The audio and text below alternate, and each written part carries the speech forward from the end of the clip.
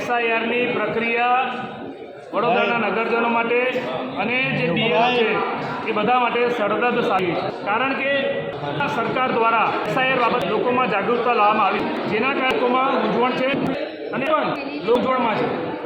ખાસ કરીને ઓન ડ્યુટીને જવા પડ્યું.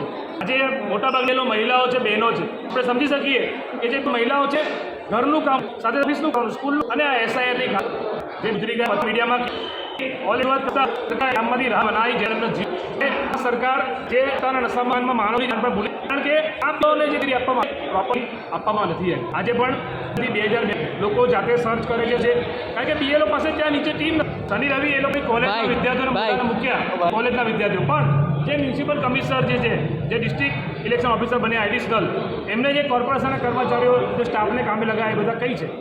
અને એના કારણે પ્રોબ્લેમ એવો થાય છે કે બીએલઓ અને પ્રજા વચ્ચે ઘર્ષણ થઈ ગયા છે, જેના કારણે ઘણી બધી જગ્યાએ બધા બનાવ બન્યા છે.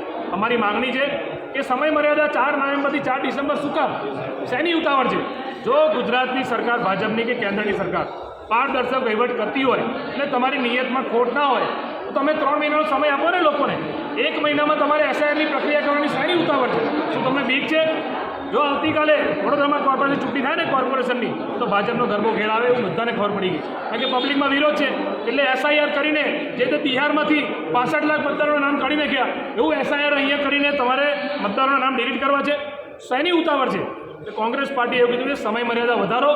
બીએલઓને આજે પણ બીએલઓનો કોઈ વાંક નથી. આ બીએલઓને તો એ લોકો તો ચિઠ્ઠીના ચાકર છે, કારણ કે એમને ધરપકડ વોરંટ નીકળશે, તમારી નોકરી તમારે કાઢી મૂકીશું, આવી ધમકી આપવામાં આવે છે, માટે એ લોકો કામગીરી કરે. પણ બીએલઓને તમે ગુઠ્ઠી તલવાર આપીને મોકલો, એનો શું ફાયદો? એટલે પ્રોપર એમને ટ્રેનિંગ અને પ્રોપર જે એમને સુવિધા આપવાની હોય એ આપવામાં આવે અને પ્રજાજનોમાં પણ જાગૃતતા વધારે આવે એવા પ્રયત્ન આ લોકોએ કરવા જોઈએ, એવી અમે કોંગ્રેસ કલેક્ટર ઓફિસમાં રજૂઆત સાથે સાથે જે બીએલઓની તમે રજૂઆત કરી રહ્યા છો તો ક્યાંક ને ક્યાંક મતદારો પણ ચિંતિત છે. એ દિશાનું કોંગ્રેસ તે દિશાનું કોંગ્રેસ શું પ્રયાસ કરી રહી છે? મતદારો અમે 7 નવેમ્બરે જ્યારે પહેલું આવેદનપત્ર, આ 4 નવેમ્બરથી પ્રક્રિયા શરૂ થઈ, અમે 7 નવેમ્બરે વડોદરા શહેરના કલેક્ટરને આવેદનપત્ર આપેલું અને એમાં અમે મતદારોની ચિંતા કરીને જ આપેલું અને બીએલઓની પણ ચિંતા હતી. એટલા માટે કારણ કે 3 જ દિવસમાં અમારી પાસે તો મેસેજ આવી ગયો હતો, બધા બહુ બીએલઓના ફોન આવે છે. અમે એમના નામ નથી લેતા, કારણ કે એ લોકોને આ લોકો નોકરીથી કાઢી મૂકશે. એ લોકો એવું કહે છે કે ભાઈ અમને પ્રોપર 2002ની મતદારથી નથી આપવામાં આવી.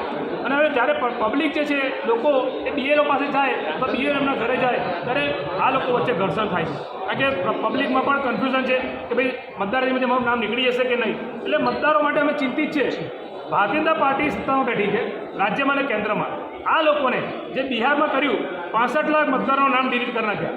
શું આ લોકોને બીક છે કે કાલે ઉઠીને ગુજરાતમાં વડોદરામાં કોર્પોરેશનની ચૂંટણી થાય તો ભાજપનો ગરબો ઘેર આવે? એ જગજાહેર વાત થઈ ગઈ છે.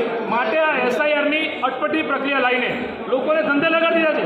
અને ભાઈ આ દેશ આઝાદ થયો આટલા વર્ષો થઈ ગયા, જે દેશે લોકશાહી સંવિધાને લોકશાહીમાં મતદાનનો અધિકાર આપ્યો, આજે તમે એ લોકોને મતદારોમાંથી નામ કાઢી નાખશો? એટલે લોકોએ પુરાવા આપવા પડે.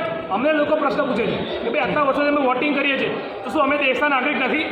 આટલા વર્ષોથી વોટ આપ્યો, આટલા વર્ષોથી જેને પણ ભાજપને વોટ આપ્યો એ વોટ ખોટો આપ્યો છે? આ બધા પ્રશ્ન મતદારોના છે અને અમે આ બધા મતદારોની વાત પણ વિચારીએ છીએ.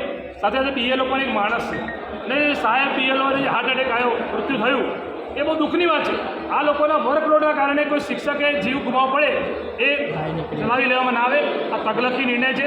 સમય મર્યાદા વધારો કોંગ્રેસ પાર્ટીની માગણી છે.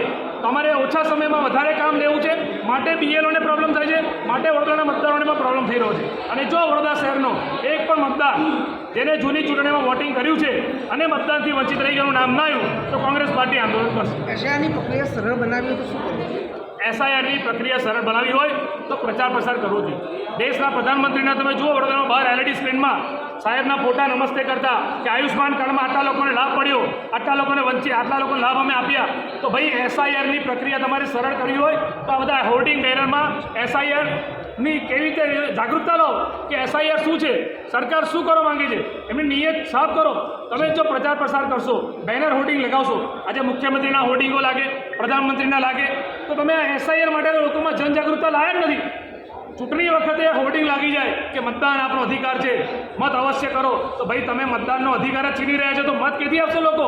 તો એસઆઈઆરની પૂરેપૂરી જાણકારી બીએલઓને નથી, એસઆઈઆરની જાણકારી પ્રજામાં પણ હજુ જાગૃતતા નથી એટલી. અને જે આ ઉપરના જે અધિકારીઓ છે એમને પણ હજુ પૂરતું નોલેજ નથી, કારણ કે આ ઠોકી બેસવાની વાત છે. આ SIR એ BLO હોય કે વડોદરાના નગરજનો બધા માટે સરદર્દ સમાન છે. એટલે અમારો તો પ્રશ્ન આ જ છે કે ખરેખર તો આ SIRની જરૂર નથી.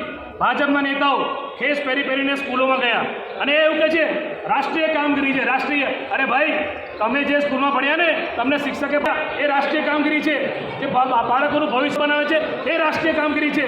SIRને તમે જબરદસ્તી રાષ્ટ્રીય કામગીરી ના બતાવો, કારણ કે તમે ખોટી રીતે ચૂંટણી જીતવી છે એટલે રાષ્ટ્રીય, એટલે દેશની વાત યાદ આવે છે. ખરેખર જે શું અપમાન કરી રહ્યા છે, લોકોને શોષણ કરી રહ્યા છે, શિક્ષકોને હેરાનગતિ કરી રહ્યા છે, એ બધા લોકો જોઈ રહ્યા છે, પ્રજા પણ જોઈ રહી છે. લોકોના નામો સોસાયટી નામ ડિલીટ થઈ રહ્યા છે. આ શું ચાલી રહ્યું છે એ જ ખબર નથી પડતી. અંધેર નગરી, ગંડુડે રાજા, ટકેસર ભાજીને ટકેસર ખાજા એવી હાલત કરી જાય SIR.